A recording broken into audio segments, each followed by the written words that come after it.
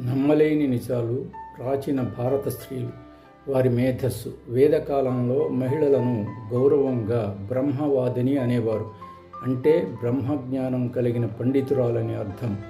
గార్గి వాచహ్నవి వేలాది పండితుల సభలో యాజ్ఞవల్కుడిని తన ప్రశ్నలతో సవాలు చేసింది.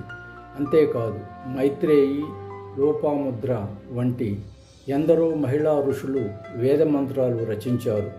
వారు రణరంగ వీర వనితలు కూడా. ఋగ్వేదంలోని విస్పల అనే యువతి యుద్ధంలో కాలు కోల్పోయినా తిరిగి పోరాడి గెలిచింది.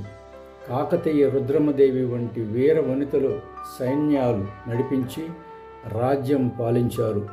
స్వయంవరం ద్వారా తమ భర్తను ఎంచుకునే హక్కు వారికి ఉండేది. అలాగే స్త్రీధన రూపంలో వారికి వచ్చిన ఆస్తిపై పూర్తి హక్కుతో ఆర్థిక స్వాతంత్ర్యం ఉండేది.